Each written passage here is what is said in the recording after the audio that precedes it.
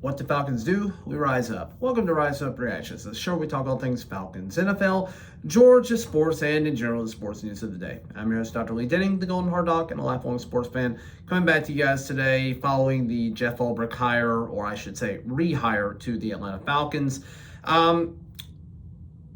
He's going to be our defensive coordinator, and that's about all I can say. We fired Jimmy Lake almost a week to the day before hiring Ulbrich. I remember his time with us, and it was fairly uninspiring. He was our linebackers coach from 2015 to 2019. Then he kind of played this weird assistant defensive coordinator role for us up until 2020. He ends up going to the Jets as defensive coordinator, but that's under Robert Saleh. Saleh is probably the mastermind behind that defense for the last 3 years, because as soon as he was gone, that defense no longer looked like the invincible unit that it had been. He became the interim head coach, and that was awful. Is that all Aaron Rodgers? Is that the fact that the team was destined to be bad? I don't know. But then the Falcons are bringing him back to be defensive coordinator. And I don't know if any of you guys remember, but 2015 to 2020 were not good years for the linebacking corps for the most part. They weren't good for the defense as a whole during that time frame. We lost the Super Bowl predominantly because of the defense getting gassed, partially because we made some really bad play calls and some bad things happened to us. Julian Edelman makes this weird fingertip catch. Julio Jones has, he ends up making a catch, but there was a penalty on a holding that puts us out of field goal range. There were a lot of things that happened in that Super Bowl that have just absolutely ruined our culture since that time frame. And this move, I don't know who I would have wanted us to hire, but this completely and totally feels just like the Raheem Morris hire did last year. Semi-safe and uninspiring. Raheem Morris has shown in the last year that he probably is a better coordinator than a head coach. He made numerous mistakes regarding time management. He did not take over defensive play calling when Jimmy Lake was showing obvious struggles early in the season. And he stuck with Kirk Cousins longer than he should have. Probably should have, at least at the midway point of the Chargers game, put in Michael Penix just to see what we could do after the 4 interceptions at least. And then you also have him not bringing him in for the Raiders game after a terrible showing in Minnesota.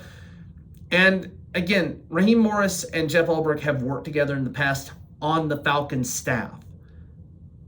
To be honest, this feels like a nepotism hire. This feels like, I know you, you're my buddy, I think you could do some good things. We've worked together in the past. I can get along with you. I know I'm not going to get any trouble from you, and we're buddies, so I'm just going to bring you on.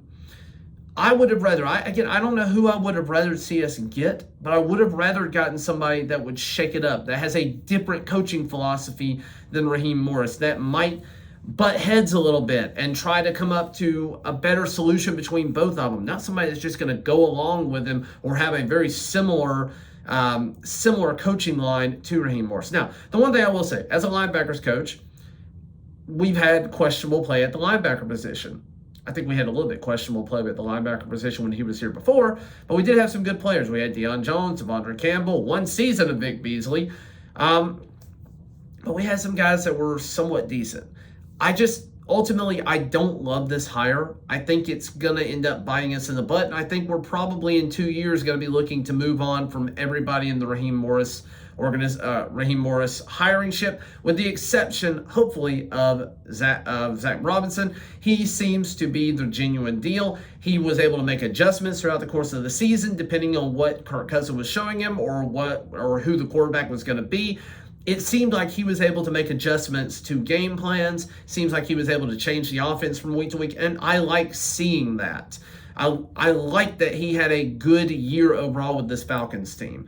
And he's a guy that I think in a couple of years might be head coach material. I don't want it to turn into another situation where we had the Kyle Shanahan, the heir apparent in the room, and we let him walk because we already had a coach who was ultimately destined to fail. I don't want to do that again. I don't want to have that happen. with that in mind, we're going to leave it at that. We'll see how Ulbrich does. I always want whoever we hire to be good. I just don't have a lot of hope for it. I feel like this is going to be more of the same that we've gotten for the last few years. We definitely need to take a defensive player on the top end of the draft. Will they do it? Who the heck knows? As far as going through, divisionals, picking, the wild cards, I really haven't been into it this year. I just kind of gave up after the Falcons really blew it at the end of the season. My hope for the Super Bowl would be Washington Commanders versus Buffalo Bills. I think that's one that most people would like to see. It is probably because the Bills play in Arrowhead and because the Eagles know the Commies very well and only lost the last game, I'm pretty sure, because you ended up with Jalen Hurts getting a concussion and coming out of the game. Also, Devontae Smith dropping a key third down pass late in that game that would have sealed it for the Eagles.